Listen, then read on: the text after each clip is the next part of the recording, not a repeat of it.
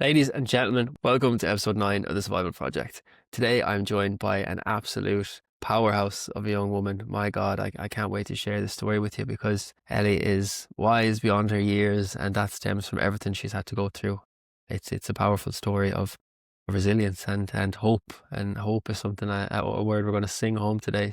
Without further ado, I'm gonna let Ellie tell her story. A massive thank you to Ellie for joining me. So Ellie, if you would like to actually just fill us in and let us know your story. Yeah, well, thank you so much for having me. My name's Ellie. I'm 26 and I live and grew up just on the outskirts of London.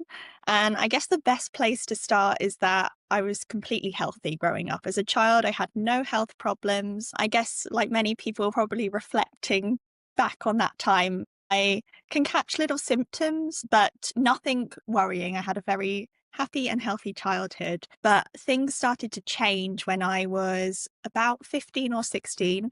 I was just heading into my GCSE exams, and then all of a sudden I started experiencing very sharp stomach pain, particularly after eating.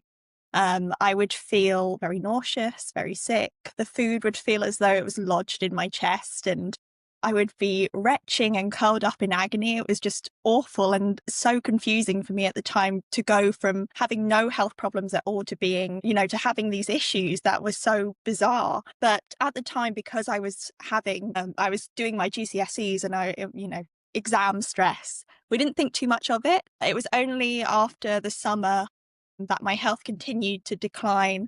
And that's when we became a bit more worried because, I'd lost a lot of weight. It was starting to affect my day to day life much more. So much so that I went back to sixth form. I was running out of classes to go to the loo very urgently.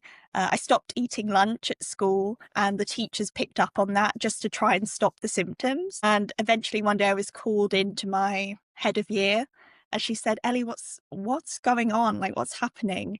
And I cried and cried my eyes out, and I told her everything. And I didn't know much at that time. I just knew that this was happening to me. And she said, take a break. You need to go to the doctor. You need to find out what is happening here and come back to school after Christmas. But you've got to look after your health and take some time. So I ended up dropping out of school with the intention to go back.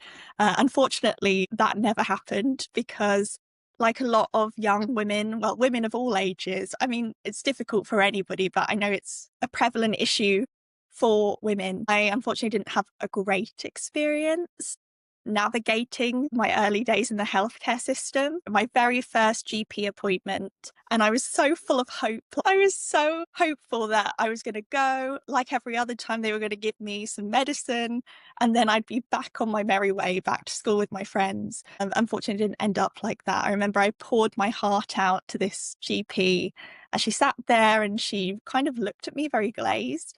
And then she turned to my mum, who was with me, because obviously I was 16 at the time, and she said, "Does she have a TV in her room?"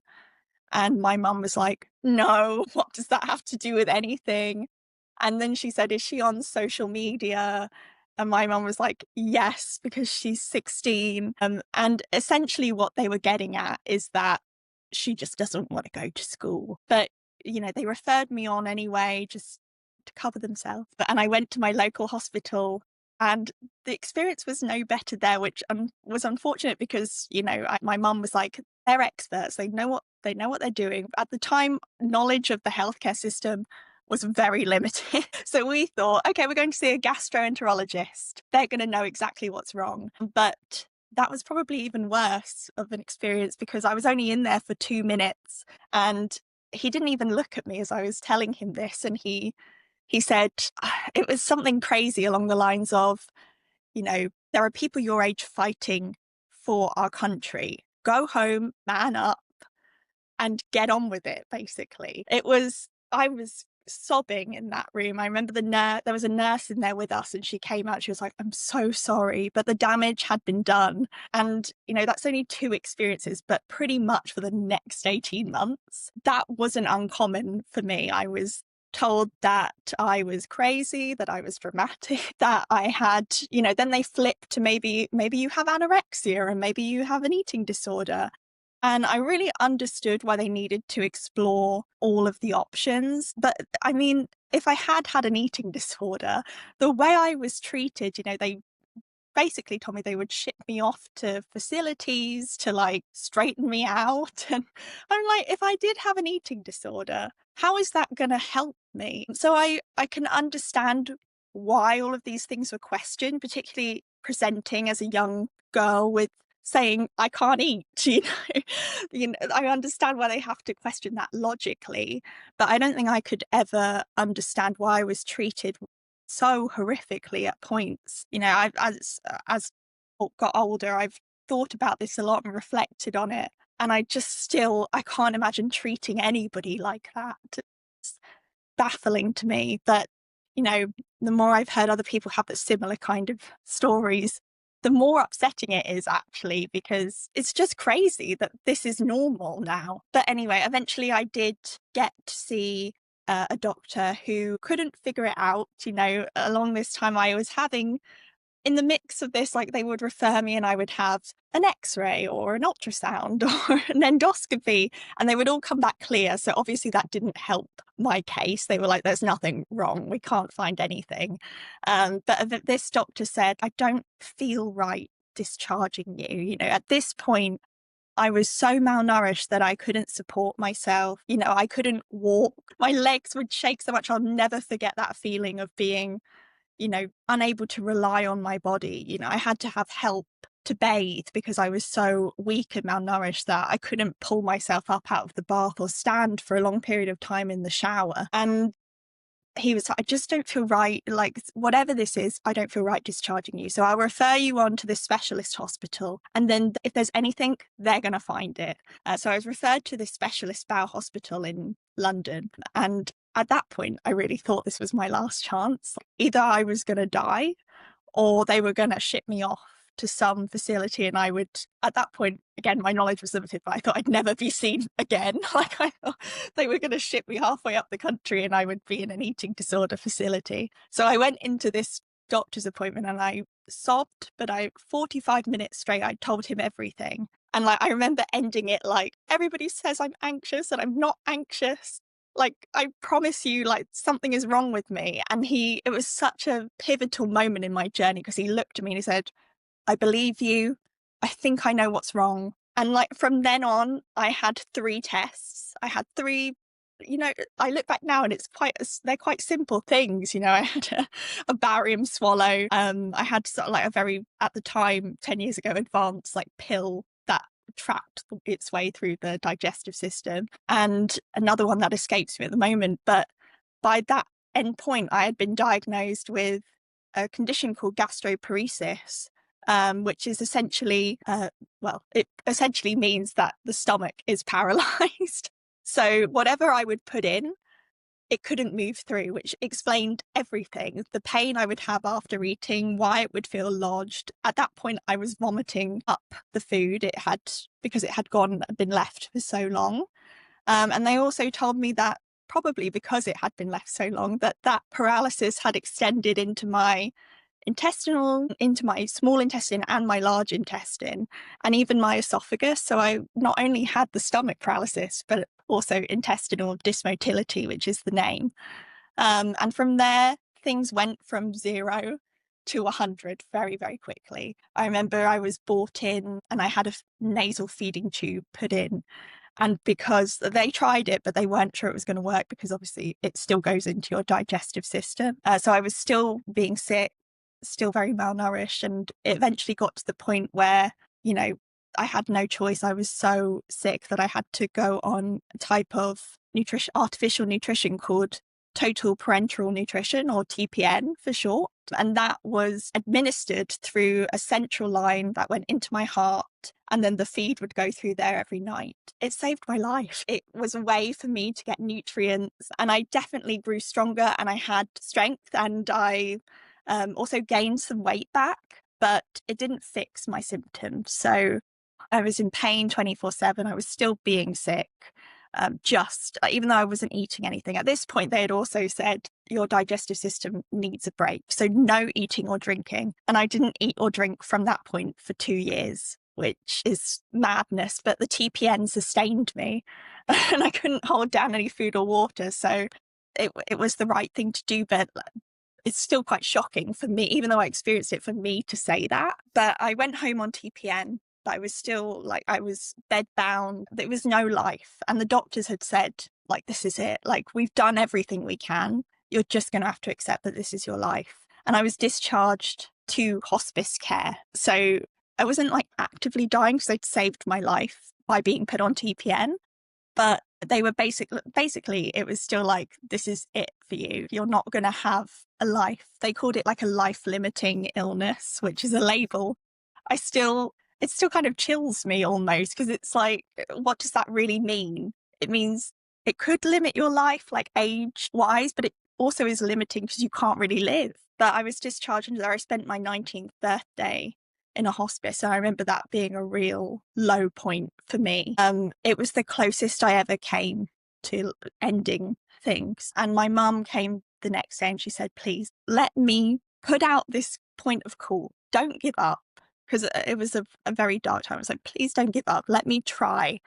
And the woman was a superhero. She didn't care what the doctors said. When I had given up on myself, she still believed in me, and she would work 9 to 5, come and visit me in the hospice from 5 to 9.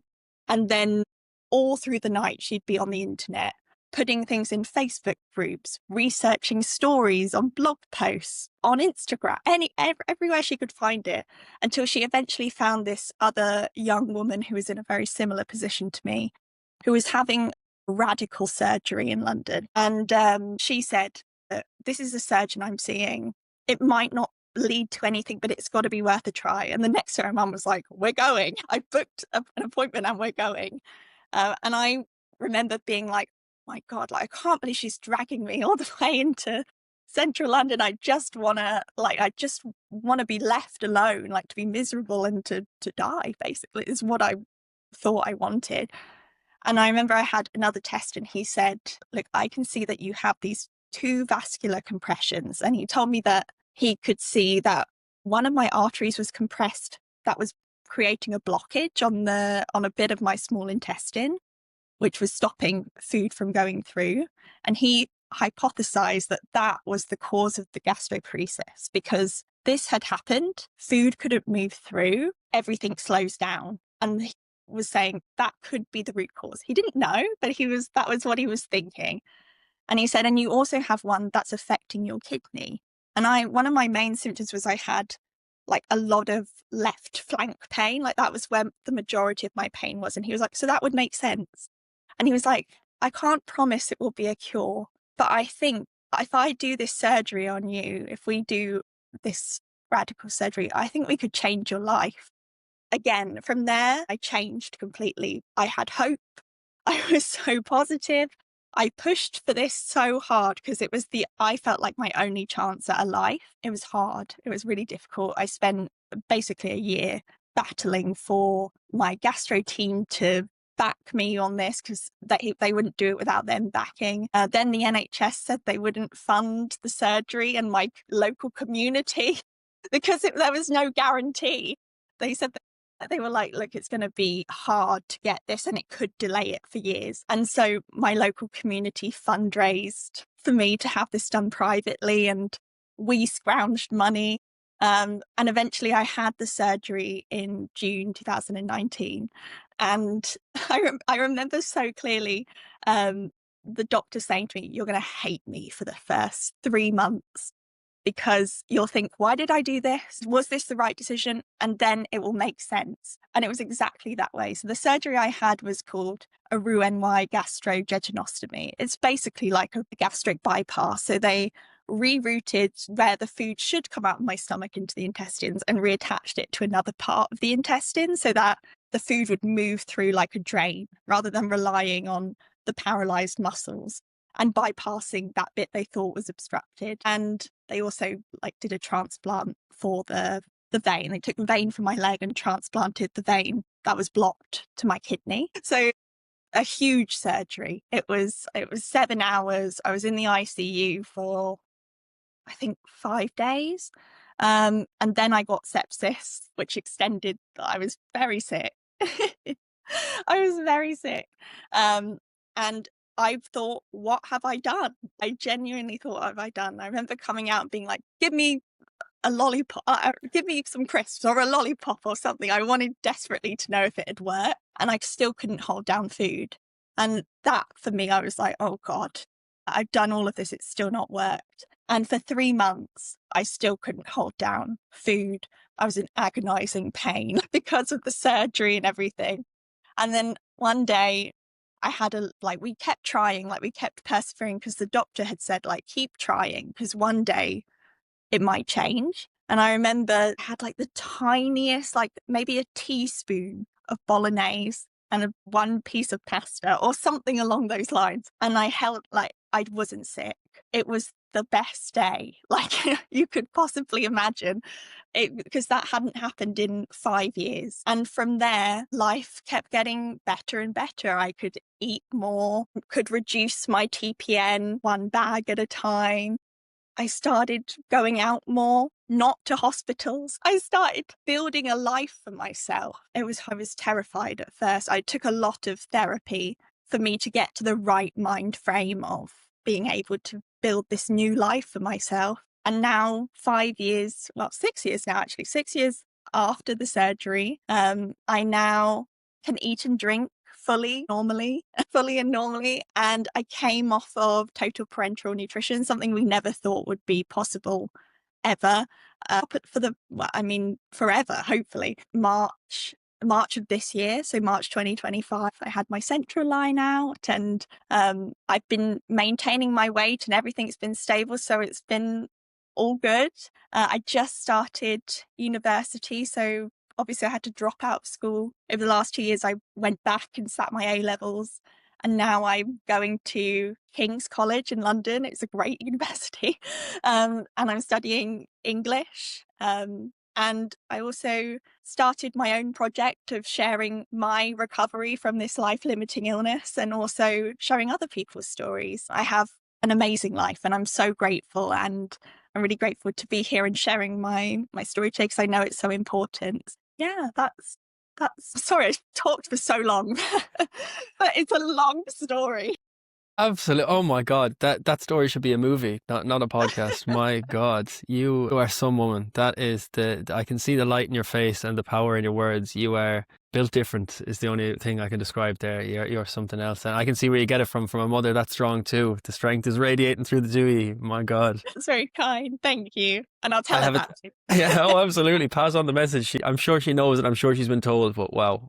It's great to have someone in our corner to advocate for us. I know my mum and like my family have advocate for me. So we always need people in our corner in those dark moments. And I have 1,000 questions for you, first of all. So I'm going to have a lot to unpack there. We're going to rewind a little bit. Yes. First of all, thank you so much for sharing that with us. That was you were essentially tortured for years, and that there's no other way to put it. You were living in uncertainty, people not listening to you, traumatized, for the thought that no one's believing that I'm sick here, and they're all thinking it's in my head. Essentially, what a horrendous place to be in. And I know that you do a lot of advocacy work from your experience, which we'll dive into as well. You do great stuff, all stemming from what you went through and ensuring that it hopefully doesn't happen to anyone else. You went through so much, like you literally faced into your own mortality and came back from the brink. I know you have a beautiful blog called A Note of Hope, and it's a beautiful concept, and the theory behind it and everything is amazing. You yourself will admit that you had lost hope at one stage. How did you get to, I won't say get to the point, that we can very much understand how you got there, but how did you kind of claw yourself back from there? I think that I really recognized the power of hope when I had that, when I went to that appointment, and he said, no, I had, like you said, I had no hope. And it's not something I'm particularly proud of because I mean, like I said, my mum was my strength and my hope for a long time. She had hope for me when I didn't have hope for myself. It really changed me as a person, feeling that low and depressed. It made me angry, mean to myself and to other people. And also, I didn't care very much about myself or other people. It was completely the opposite of who I was. And it's not something I'm proud of. I don't think it's also, I think it's important to talk about because it can be very easy, like knowing that I came out of it on the other side. But at that point, there was no other side for me. I really thought, as I was told by the doctors, this would be my life forever. I mean, going to that appointment, like I kind of hinted, but I did not want to go. I didn't want to be dragged. I didn't want to be told no again. I was, my mum really was like, we're going in the nicest possible way. We're going. And I sulked the whole way there. Like I was so mean to her. God bless her because she persevered no matter what I threw her way. And it was that doctor saying, you know, I believe that there's a chance here for you. Something that I hadn't had before ever really. Although the people at the specialist hospital believed me and helped me, they still said, we don't think there's any hope here for you. You're just going to have to accept that this is your life.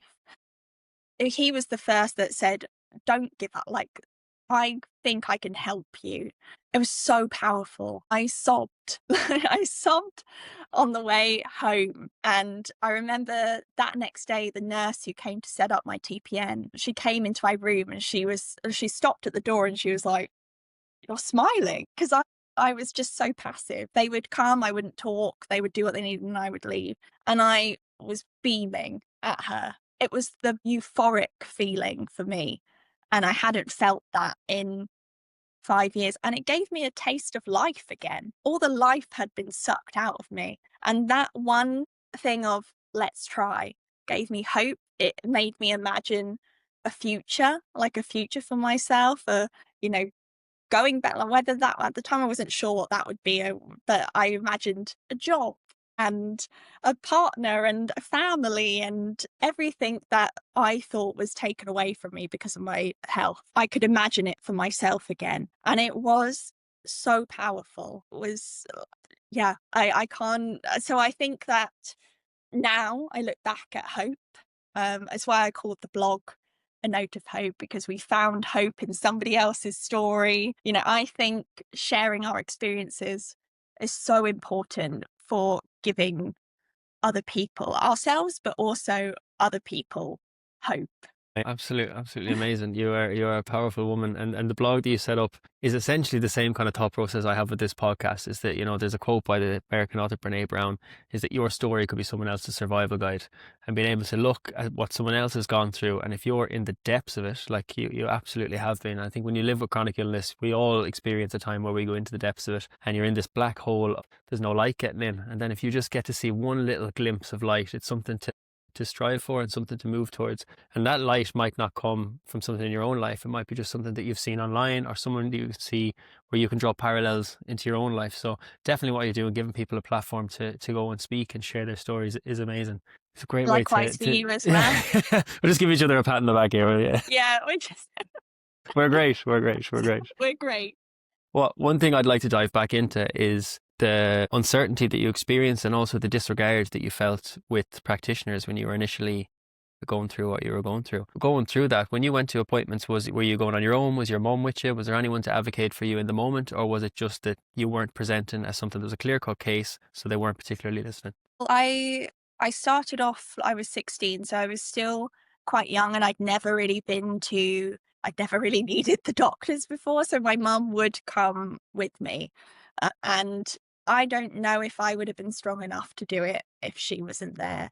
I felt like every appointment I went to, more of my spirit was kind of beaten. It was beaten out of me because I'd never been challenged in that way before. I'd never been told I was a liar. I'd never been like, it was so emotionally like draining to go to these things. And my mum was my strength. Like, my mum was the type of mum when I was a kid where if I had a problem in the playground or she didn't agree with the teachers, she'd be marching into the school to say like, I don't agree with this. She also is an advocate for other people. That's her job. Like she helps people with benefits and stuff. And I grew up in that kind of environment. So she's always been kind of a safe space for me.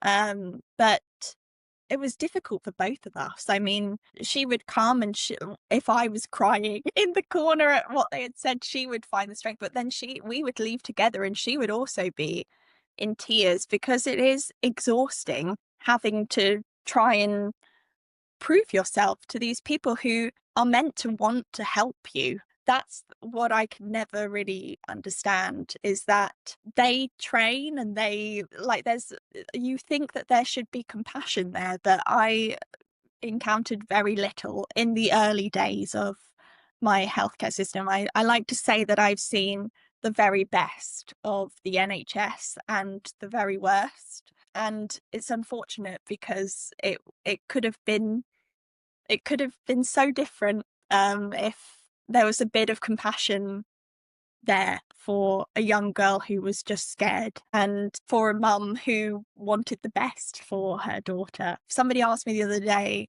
if you could like go back, if they had taken you seriously, how would you think your life would be different? And out of all the questions, I was like, oh God, I don't know. Would I have been back at school? I'm not sure how it would have been different, but I don't think I would have suffered as much emotionally if they had just, even if they didn't know. And that was a lot of the problem, is that they didn't know what was wrong. Like you said, it was an extremely complex case, but nobody can admit that. People don't like to admit, particularly doctors. I've found that they don't like to admit when they're wrong. It's disheartening because we're not there to criticize you. I don't care if you get it wrong or not. I just want to have a life and be better. But for them, we are just one patient on a list. For GPs, I can empathize with GPs because even though a lot of my problems came from the GPs and how I was kind of messed around through them, I can empathize with them because, when I started, it was 10 minutes. Now they only have 7 minutes to see each person. And how can you ever do everything right in that amount of time? It probably, like, it took me 20 minutes to tell this story. Probably took me like 10 minutes just to explain how I was feeling and what was wrong and what was happening in my life. Very hard to lay. I know each case is so individual and everything like that, and you would expect the compassion and the empathy when you walk in, but obviously the whole system is so wrong when you think that 7 minutes, when someone could come to you with what you experience and they have to try and fix that issue in 7 minutes, when they're probably thinking, oh my God, I'm already running 20 minutes behind. Who's next? What's going on here? You can't be present in the moment when you're under that much stress. And when someone comes in such a vulnerable position, obviously things slip through the cracks, which is an absolute disgrace to the system that is allowed to happen. A friend of mine summed it up to me. She worked as a GP, and she said that if an older gentleman comes in and I have 10 minutes to look after him, he could take 10 minutes to just get his jacket off. So, Exactly. they're under a seriously stressful system to work through, but obviously that's not still right. The things still slip through the cracks, and you unfortunately went through absolute hell because of this problems in the system. So the frustration must really, really, really build to the point of just pure anger. And obviously the Mhm. grief as well that you're experiencing for the life that you were supposed to live and you're not being given a chance to. Like, your schooling was taken away from you, your friends, obviously, like, your social life. So many things were ripped away from you at such a young age. And look at you, you've come back and you've gone back and done your A levels, and now you're going to college and you're going back to uni, sorry, college here in Ireland. So absolutely brilliant. And I just want to talk a little bit, like, since from your experience, you do some advocacy work where you to help others out by sharing your story. Can you dive into a little bit of that for us? So when I was under my specialist hospital, I was put on to an amazing organization and company called Patients Knows Best, or Patients Know Best, sorry. It changed the game for me in terms of being able to advocate for myself, because I would have my test results uploaded on there. So, my specialist hospital might say one thing and say, look, we found this on your x-ray. And like you said, going to the GP, they don't have enough time to properly look at notes and see if they're running 20 minutes behind. So if I was going and I wanted to ask for something, like, if my specialist hospital had said, you've got to go and ask your GP for more, I don't know, equipment for your feeding tube. And I would say, excuse me, like, look, they said that I need this. It's not me, this 20-year-old girl who is just, who you think is crazy. Like, another doctor has said this. And it gave me confidence in myself to go and advocate for myself more. But then I started engaging more. It also helped me, like, it kind of helped my knowledge of the medical world as well. Like, it gave me, I began understanding my own test results, my own blood test. And it was through another patient where I was introduced to their CEO and also their head of marketing, of comms. There's lovely people. They care about patients so much. And they were like, look, we don't want you to like sell the product for us, but we would love for you to like come and share your story and your experience and show why it's important for patients to have tools like this.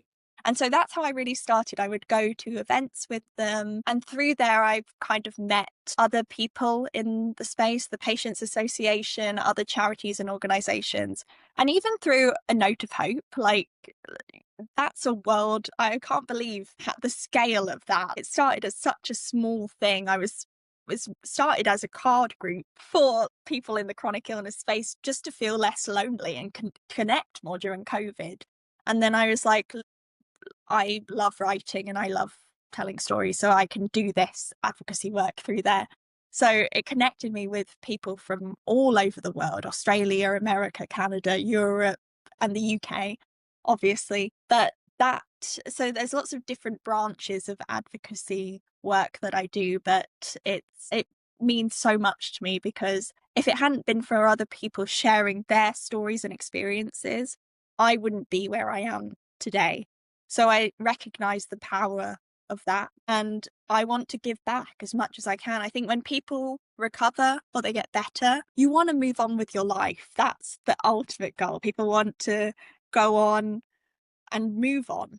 And I want to do that too. It's why I'm going to uni and why I have, like I said, I love my life at the moment. I'm so grateful. But that was such a, like, for me, that was my school. This experience, 16 to basically to 2026, so like 10 years of my life, this was my school of learning and it shaped me into this person I am today. And I think of my 16-year-old self, I want to help. If I can help another person, if whether they read the blog and they connect with my story or somebody's story I've shared, or they want me to share their story and I talk to them and write their story and it gives them a feeling like somebody's heard them for the first time, if they're GP or and somebody else isn't listening to them, or if I come on here and I talk about my experiences and people can relate to it, it makes you feel less alone. And it can be such a lonely thing, feeling ill and watching the world go on around you and you feel stuck. And so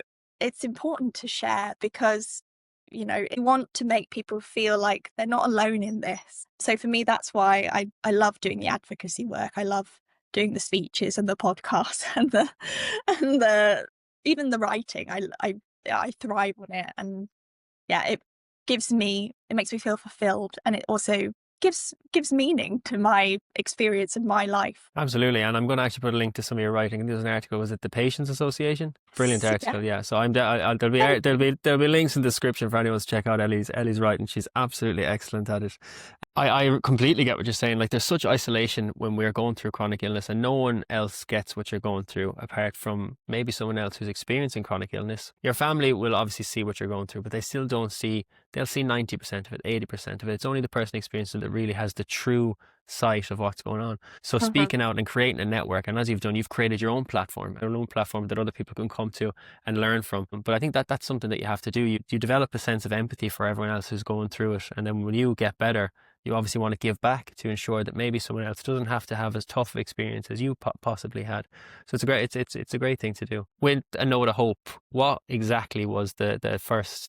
When was the first time you thought, right, I really have to do something here? I have an idea in my head. I'm gonna put it out there. Well, if I think back, it's very circular. Like when I was 16, I was studying A levels, I was doing English and weirdly health and social care. And I remember writing an essay about gastroenterology, and then like that was my life for years before I even knew what it was about. But I wanted to be a journalist. That was always my life's ambition. I wanted to document stories. So I obviously couldn't do that, and I thought that I would just have to give up on that dream, because I didn't finish school. And so coming out of COVID, like I said, there's that loneliness with chronic. illness that I really felt, particularly around celebrations. Your birthday, I really felt the loss of my kind of social circle and friendship group. And also, it's such a weird time because you're celebrating being alive, but you're not really living. It's a painful experience, your birthday, when you're very ill or when you have a chronic illness, and any kind of thing that marks the passing of time comes by. So Christmas, Easter, Halloween, whatever you celebrate. And so I thought, you know what? Like I'm gonna set up a card group. I was volunteering um for another kind of project or like a campaign at that time, and I did it as part of that originally, and then that campaign shut down during COVID, and I didn't want to lose the group or the community that I had built aside from that campaign because I loved it. We would send and exchange cards to each other. We would do Zoom calls. It was the first time I'd had friends in like 6 years, which is terribly sad, but like couldn't open myself. I didn't want to open myself up to it because I was so frightened of being rejected and also of, losing people again when I'd lost so much in the early days of my illness. But I would say it was, again, another pivotal moment in my recovery journey. So it wasn't long after I'd had my surgery and when I started that. And it helped me so much put myself back out there in the world in a way that felt very safe. So like doing the weekly Zoom calls, finding connection outside of our health problems. So we could connect over our shared pain, that we would exchange stories, a bit like here, about our experiences in the at the GP or in the healthcare system, or symptoms that we could relate to. But we also, we all really liked Taylor Swift. So we would talk about Taylor Swift, or we liked musical theatres. I remember arranging to go and meet one of the girls from the group for the first time. It was the first time I'd done anything like that. And it was summer, so we went to Regent's Park and the open air theatre and saw Legally Blonde. And I came home and I felt so hopeful again. It was such a nice feeling for me. I hadn't had a friend in so long, and that started it. And then I thought, why can't I think my mind kind of opened up again, and I thought, I can do this. Just because my life stopped then and I had to give up so much then doesn't mean I have to. I was quite guilty of thinking this was my life before, this was my life during, and this is what is going to be my life after. So I wanted to separate myself completely from it. But I thought, no, I love writing. I loved writing long cards and letters to the girls in the group. I loved, writing a journal of my experiences. And I thought, you know what, I'm just going to ask them if they want me, if I'm going to turn this card group into a blog and I'll share their stories. So I started sharing their stories, and then it grew and grew and grew, and more people engaged with it. Some people, it was a very mixed bag because some people really liked the hopeful element of it, and other people, again, like, I really understand because there was a point where I had no hope and I was just in pain. And there are some people who message me and say, but what if not everybody has hope? There's no hope for me. And my heart breaks when I read those messages, even though sometimes they can be quite cruel or quite mean. I remember being in that position, so I can really understand it. But I always think that things come to us when we're open and ready for them. And it's such a nice feeling being able to, sometimes I do an interview like this and they'll have told me their whole story, and I'll say, look, like, tell me something that brings you joy when you are feeling low.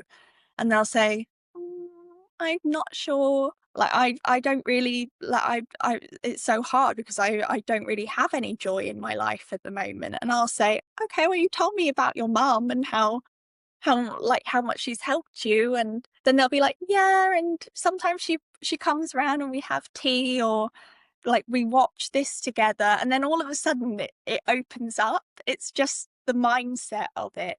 It's so awful to be in pain all of the time that it can suck the joy out of life. But it's just reframing it to find little pockets or moments of joy throughout the day. A nice cup of, like I say, it doesn't have to be anything big. It can be that you had a nice cup of tea today, or you watched a television program that you liked, or you did your makeup, or you drew a picture, or it can be that you went and did a Zumba. But it doesn't matter, just something. And people leave and they say, I feel so much better. That to me is like the best feeling, because I kind of wish I had that at my worst, that there was a space for someone to say, you can be in pain and you can feel like your life is awful and that it's not fair, and you can feel all of these things, but it's also a safe space to feel joy. Because, like, I don't know about you, but for me, if I was going to the doctors, I wouldn't wear nice clothes or nice makeup because I wanted them to take me seriously. Everything sucked the joy out of my life of things that I enjoyed. I thought, "Oh, well, I'm sick, so I can't go and take my dog for a walk, even if it's just up and down the block, even if it brought me joy, because I thought that's wrong of me to not go to school, but to take my dog out. Like, my brain couldn't find a way to connect them together. And I regret that deeply, because I think that it didn't help my mental health. I wish I had understood at the time just how important mental health is, as well as physical health, and how linked they are together. There's the statement, you don't look sick. And though you don't look sick can be so positive and so negative in the same sense. I would Yeah. hate someone to say, Jesus, you look terrible. But in the same sense, when you're sick, you're almost afraid to look healthy, in the sense that people aren't taking you seriously or belittling what you're experiencing and saying, he's only codding. Because I know when I was young, I was very young. And so initially when you're not going to school, people are thinking like, he's only codding. And in the eyes of maybe parents and older people, they're thinking like, oh, is it as bad as it really is? So you're afraid then to look good. So as you said, you weren't wearing Yes. makeup, you weren't wearing your good clothes. Like it's a very hard place to be. You're stuck between a rock and a hard place, and you're thinking like, I have to make myself look as bad as I can so people take me seriously. It's a horrible place to be in, because you're not doing the things that bring you joy. You're not doing the things that bring you forward, and you're stuck in this kind of rut of, oh God, I feel terrible. I have to make myself look terrible. Yeah. Yeah. I can't win. I can't win. So I just want to touch back into one thing you mentioned there about the isolation of not having friends. Like that is traumatic in itself. Never mind the chronic illness, the horrible illness you were dealing with. Like even if you go back to ancestrally, like if you're not in the tribe, there is the fear of death and everything. Like if you can't be around others, that is definitely an emotion that's been brought forward into the modern world. How did you work through that? Like I talked before we came on that we both gone on therapy and how positive that has been. Is that been a continuation for you, or is that something you dive back into? How do you protect your mental health at the moment? It's been a journey. I know, like you said, we've talked about this a little bit, but it has been a real journey. I know I mentioned earlier, but I'm not proud of some of the like who I really some of the things I did. I don't like to say who I was, because I think I have to give myself grace of that you're in like this. Nobody is told how to cope with a traumatic event like that. And I was so young and I was in such pain, both physically and emotionally. So I like to give myself a bit of grace, but I was so angry at friends for moving on. Some people were like, it was a weird mix of some people just moved on, and I was angry at them and they didn't really do anything. Other people were a bit nastier to me. I remember a girl in my school saying, just because your life has stopped doesn't mean ours has to. And that, all of the pain of like losing friends and like my social life kind of falling apart, I condensed into that moment. And I didn't trust people for a really long time. And I was angry. I was angry at doctors. I was angry at myself. I was angry at my family. I was angry at the world, basically. And I thought that that was justified. I couldn't see the pain that other people were going through. My family are watching this happen to me, or my friends even. Sometimes I talk to the friends that I have from school who saw that happen, and they will say, we cried when we heard you were in a hospice. We cried. And that was I thought, in my head, I had imagined that everybody had just forgotten about me and moved on, because it was easier to imagine that for me, to think that everybody else was evil and that this awful thing had happened to me and nobody understood me. I was given some psychotherapy through my specialist hospital, And that started not long after I was put on TPN. And I remember at the time I didn't want to engage with it because the doctors, again, like with my early experiences of the doctors saying, it's all in your head, you have anorexia, I'm going to ship you off to this. I thought, oh God, this is another trap. They think I'm crazy and they're gently introducing this to me. So I really avoided it massively at first. Like, I remember she would turn up at my hospital bed and I would pretend to be asleep. She totally knew what I was doing, but she was gentle with me. She didn't push me. And then over time, I've started kind of divulging a bit more. And she kind of gently pushed me, like gently pushed me to challenge what I was thinking. And I said this to her recently because I still see her now occasionally. And she said, like I said, I used to be so offended sometimes when I would leave your sessions that you would say, why not? Like, I remember I said, like, oh, I can't go back to university. And she said, why not? And I said, and I thought I couldn't answer her. I thought that that was the most common sense because, again, I'd separated my life into before, during, after. But coming away from that, I thought, why not? Why not? Why can I not do that? And that night I signed up to go back and do my A levels again.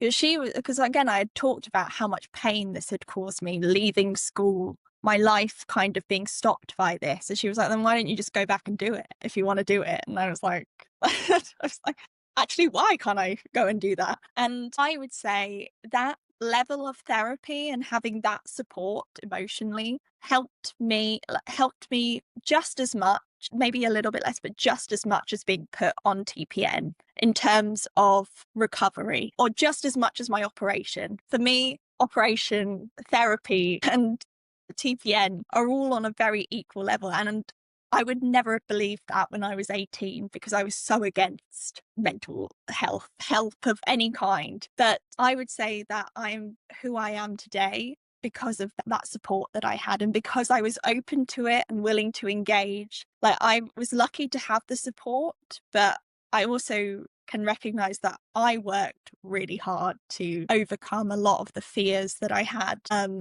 lot of the anger that I had. I really had to accept that, yes, this awful thing happened to me, but I need to work on myself to get over this. And I think that it's been one of the best things that has ever happened to me. So I'm very grateful for the support that I've had. Yeah, it sounds like you had a great woman to guide you. Sounds like she really knew how to do it, and gently, because I know myself, my own experience with different types of therapy. Someone can come in a bit gung ho and they can put you off it. Yes. Everyone is so individual. Some people respond to that. Some people respond to a little bit more gentle coaxing. Mhm. But there's a quote that just comes to mind when you were speaking. I know you said you mentioned about who you were. And his quote is that if I fall, then let me fall, for the one I become will catch me. And it's one that just always sits with me when it comes to chronic illness, because sometimes we do have to fall. We fall, we get sick, we fall back into it. But who you become through it is who you are. And testament to you. Look at all you've become despite all the blocks and everything that was in your way. And even the guidance you're giving everyone else. Like, that woman taught you how to change your mind. And that's Mhm. something that you're bringing into your own Note of Hope group. You're showing people to look at the little bits of positive so you can change your mind, so that, the shadows can come over us and we can all just see a lot of the darkness when we're stuck in the dark of chronic illness. But for the light and showing people how to find the light in the little bits of joy through the day, like, like the good cups of tea, the moment, the people in your life. It's great to be able to do that, and teaching people that, you can change your mind. As someone who said, you're like, I'm not going back to college. That was your 100% belief system. And now look at Yeah. you. Yeah. It's just opening your mind and thinking, I can do this. I think it even was like, I deserve this. I was projecting the pain I felt at everything I had been through onto this new life that I was trying to build.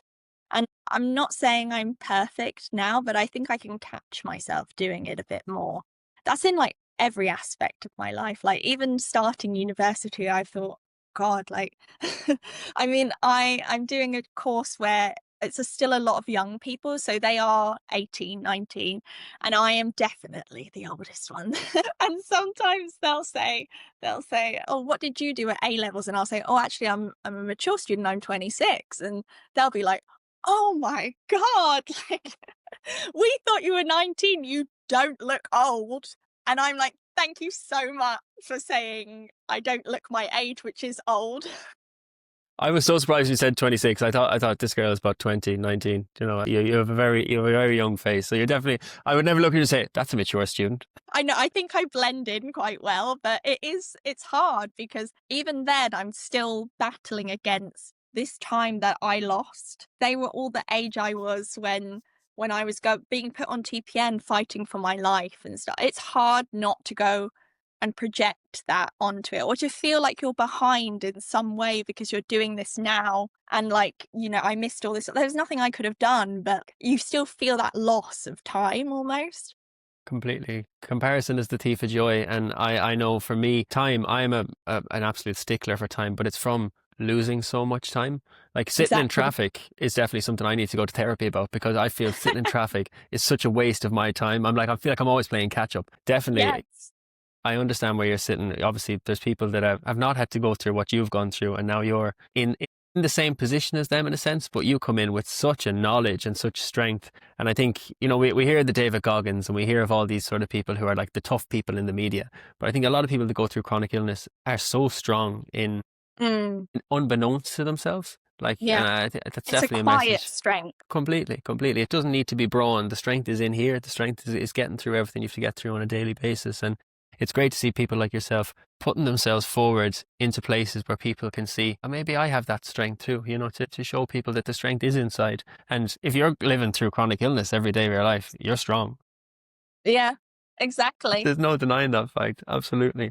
No. And for you now, you're in uni, life is looking good.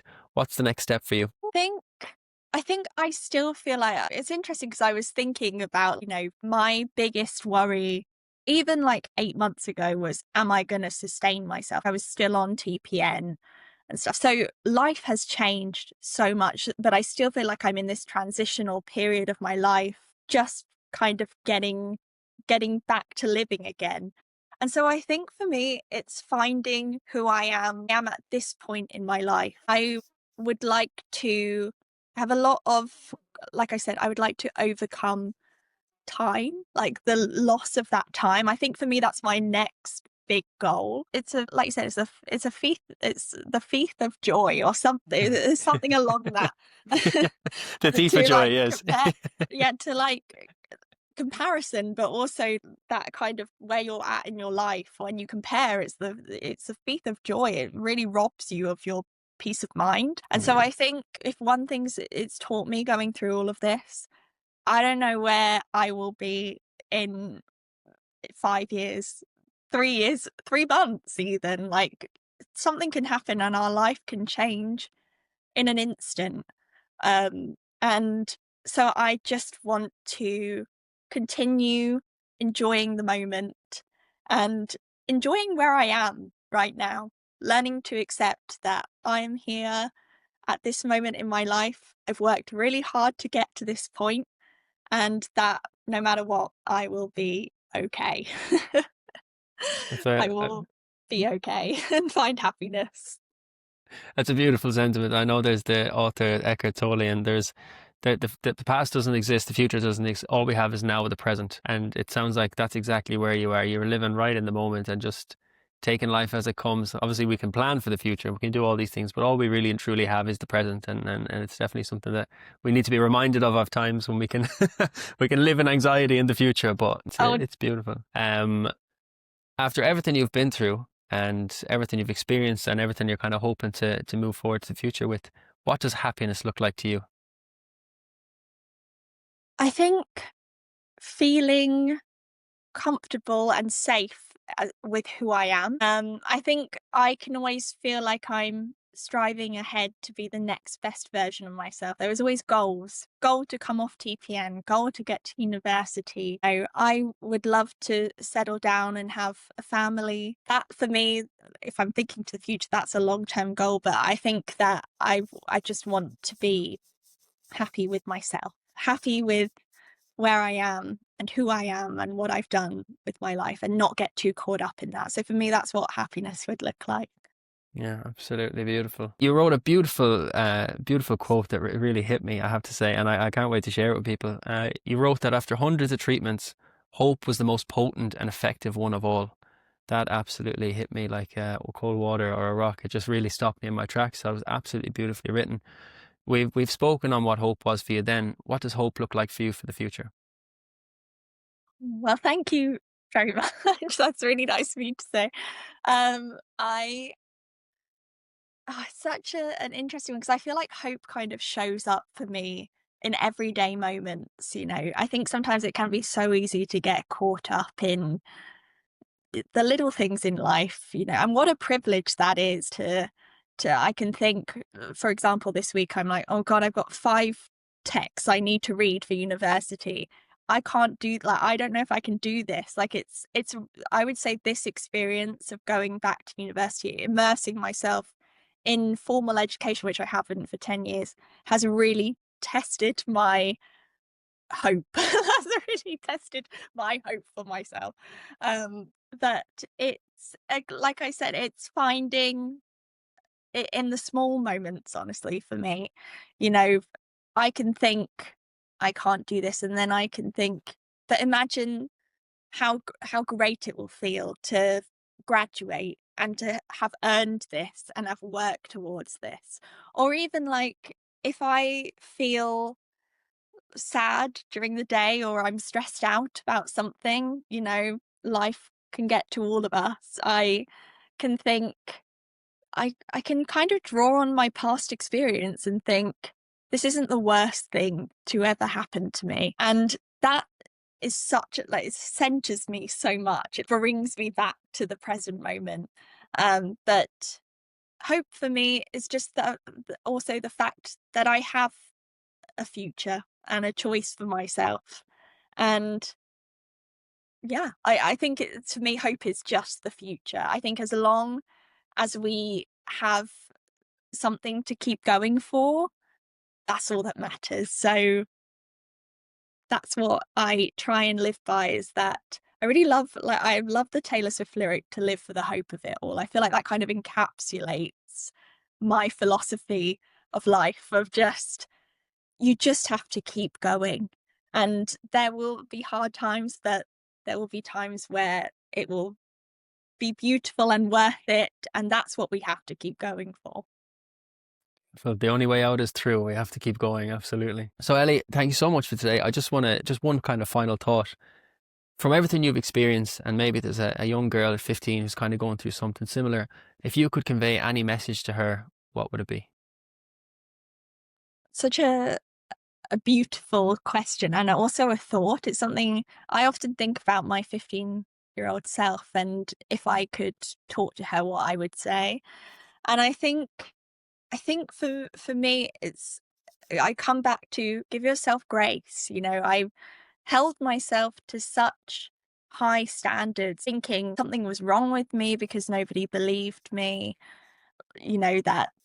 that I was weak because I was terrified of having these procedures and being put on TPN and then, really losing myself entirely. I know I look back and I regret, like I say, I regret some of like how I was feeling at that time and some of my behavior that came from those feelings. I wish I could tell, I would love to tell somebody else to just, there's no roadmap for how to cope with something like this.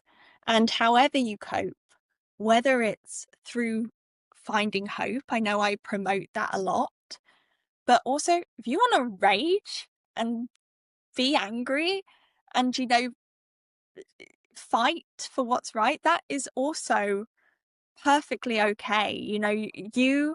Nobody is perfect and this is an impossible situation sometimes. So you do whatever you need to find happiness, hope, peace, whatever. So I would tell somebody to keep going and to try and find hope in the little everyday things, even if it seems impossible at times. But I would also say, give yourself grace because it's an impossible situation and we all deserve to be kind. We should be kind to others and also kind to ourselves. That's a beautiful reflection, Ellie. Thank you so much. It's been an absolute pleasure talking to you. And Oh, I'll thanks. definitely love to have you back on at some stage. I feel we've only scratched the surface on so many different topics we need to dive into. But thank you so much for sharing your story with us today. Thank you for having me. It was episode 9 of the Survival Project. If you've gotten this far, I really appreciate you sticking with us because I don't know how anyone could turn that off, to be honest. Ellie is an amazing speaker, and to share so beautifully what she's gone through and to share it with such wisdom and such clarity, and using now her experience to help others and guide others through their experience with chronic illness, like one lady. So Ellie, thank you so much for sharing, and thank you so much to everyone for being here with us. As always, I'm here looking for help. So any likes, shares, comments, they do so much to help push the pod out to more people to view it, and hopefully help other people by sharing stories like Ellie's. So it's great to have you all here with us, because this isn't going anywhere without the support of everyone who tunes in and listens. So look, as always, I want to say thank you. Onwards and upwards. So many more stories and so many more powerful people to come to share their lived experience. So here we go. Episode 10 coming next week.